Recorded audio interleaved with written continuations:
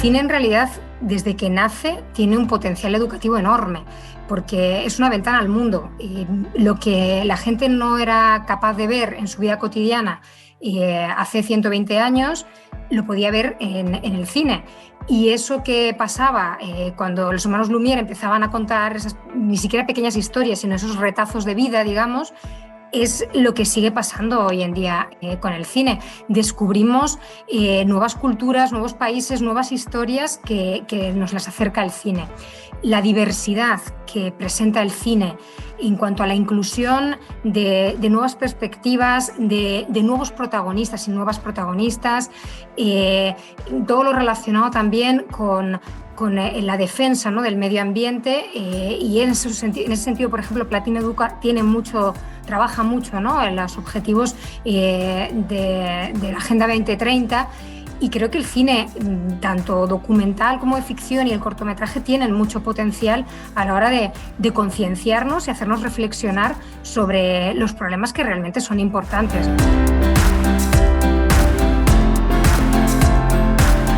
En clase los tiempos son muy reducidos. En la universidad puedes tener a lo mejor clases de 2 horas, pero en primaria y secundaria las clases son de 45 minutos, con lo cual trabajar un largometraje es complicado. Tienes que trocearlo y al final ese troceado no funciona, ¿no? O eliges una secuencia, pero no conectas tanto con el alumnado. Si trabajas cortometraje, en primer lugar, el formato narrativo, por la brevedad que tiene, ya hace que se adapte más, no solo al tiempo de la clase, sino también porque la capacidad de concisión que tiene a la hora de contar y de hacer llegar un mensaje, ¿no? Y eso permite que sea un formato más educativo. Y, por otro lado, se adapta más, yo creo, a determinadas temáticas. Nosotros, por ejemplo, desde nuestra productora siempre nos han interesado mucho las temáticas sociales, todo lo relacionado con racismo, con temática LGTBI, igualdad, etcétera, que son temas que se trabajan muchísimo, sobre todo en educación secundaria. El cortometraje es una herramienta fundamental para trasladar esos contenidos de forma amena y de forma eficaz también, ¿no? Y por eso creo que tiene ese gran potencial.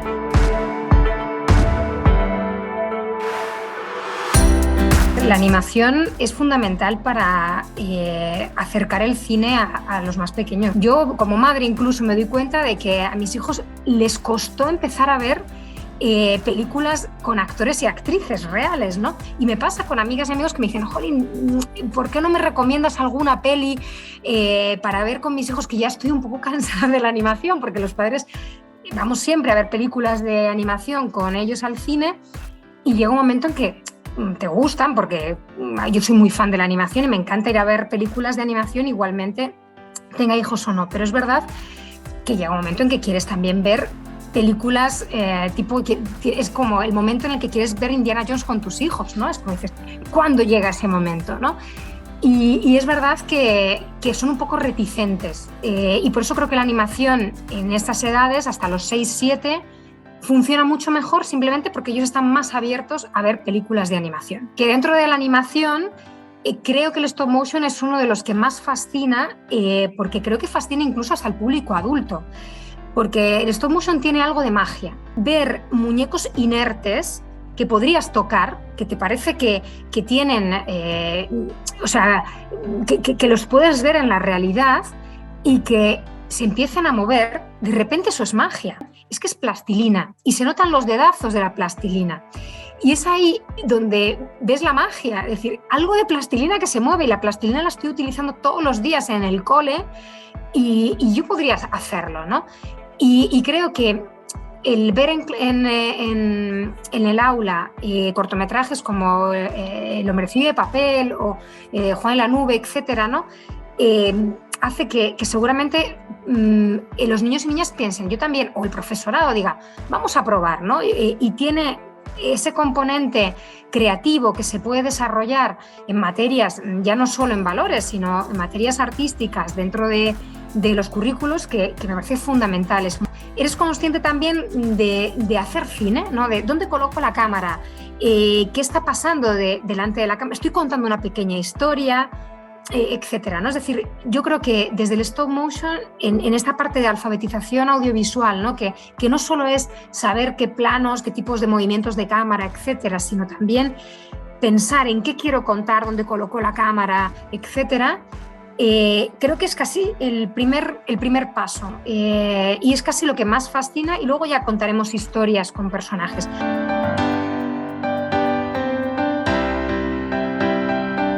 Ya en el cuento había una intención clara en cuanto a qué se quiere contar, que es esta idea de que cuando crecemos perdemos ese mundo tan maravilloso que es el de la infancia, de la imaginación, ese mundo de los amigos imaginarios y de ser felices con cosas tan pequeñas como saltar los charcos, ¿no? Cuando crecemos nos volvemos grises. Y creo que eso se ve muy bien en Juan y la nube. De hecho, la elección estética iba hacia eso, ¿no? Es un cortometraje en blanco y negro, pero hay partes en color y esas partes en color están muy medidas. Remarcar la importancia del mundo de la imaginación, que está fundamentalmente en los niños y niñas, ¿no? Y que cuando crecemos cada vez vamos abandonando más ese mundo imaginario, esa creatividad que desbordan los niños y niñas, y es verdad que creo que están en el corto, ¿no? Que nos volvemos grises y nos volvemos rutinarios, porque en la vida lo importante no es solo tener éxito profesional y tener dinero.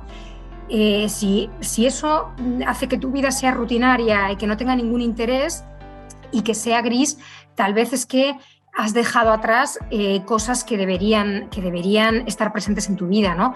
La importancia de la búsqueda de la felicidad, en parte, ¿no? Nos enseñan también a que en el mundo en el que vivimos, nuestra importancia y nuestro éxito profesional está en función de nuestra productividad. Cuánto ganamos, cuánto dinero generamos, y no de la felicidad que producimos al mundo, al resto de la sociedad, al bien común, a nuestro planeta, ¿no? Y de eso se da cuenta Juan.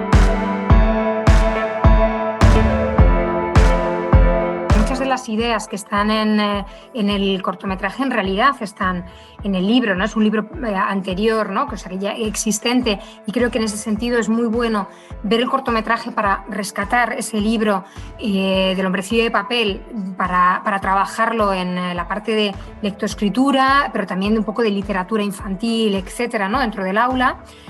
Y ahí había una crítica importante a los medios de comunicación, a lo que recibimos como personas, no solo en la infancia, sino también incluso los adultos.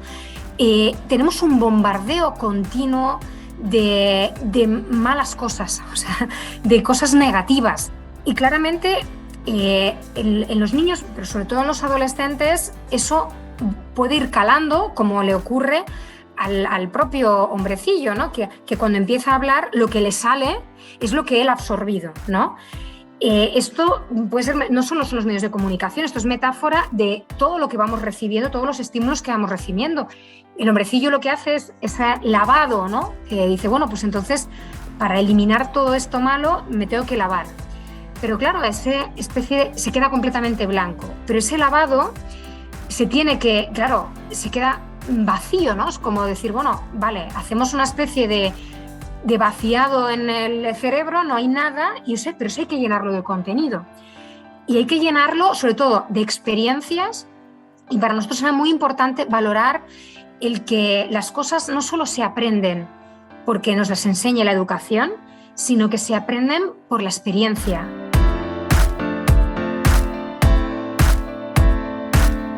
Pensamos, ¿quién puede acompañar a Piccolino? ¿Quién puede ser su coprotagonista? Primero pensamos en que tenía que ser un personaje femenino.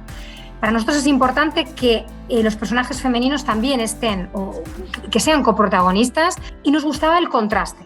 Si Piccolino viene del campo, ¿no? Es un pequeño gusano de una manzana, ¿qué animal es el característico de una ciudad? Y pensamos, es que en las ciudades, el animal característico es una cucaracha. Tenemos que pensar un animal que se adaptara más o menos a la misma, al mismo tamaño que el gusano, ¿no? Evidentemente las cucarachas dan asco, pero dan asco sobre todo a los adultos, porque los insectos, los gusanos y demás, o sea, fascinan a los niños. Y nos gustaba también ponernos en el punto de vista de un ser microscópico casi, ¿no? Y que los peligros que para nosotros no son, porque somos grandes, para ellos son enormes. También un poco como metáfora de lo que les pasa a los niños. Y eso es lo que pasa entre Lola y Piccolino, que gracias a la amistad se superan esos miedos. Al principio es Lola la que ayuda a Piccolino, pero cuando están en la casa y a Lola casi la van a atropellar, es Piccolino el que coge el valor: o salgo de ese lugar cómodo de protección y me lanzo.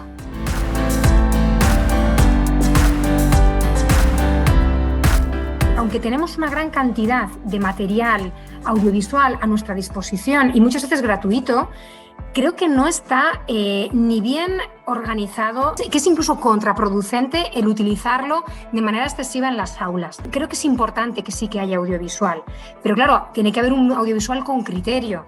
No puede ser pongo lo que quieran los niños o pongo lo que haya en Internet, sino que necesitamos, y sobre todo el profesorado, que haya unos materiales didácticos que estén bien elegidos, que estén catalogados, que tengan unas guías didácticas y que te permitan trabajar determinados componentes o elementos, ¿no? Y que están en el currículum, y que no solo sea veo películas, sino veo películas para algo, ¿no?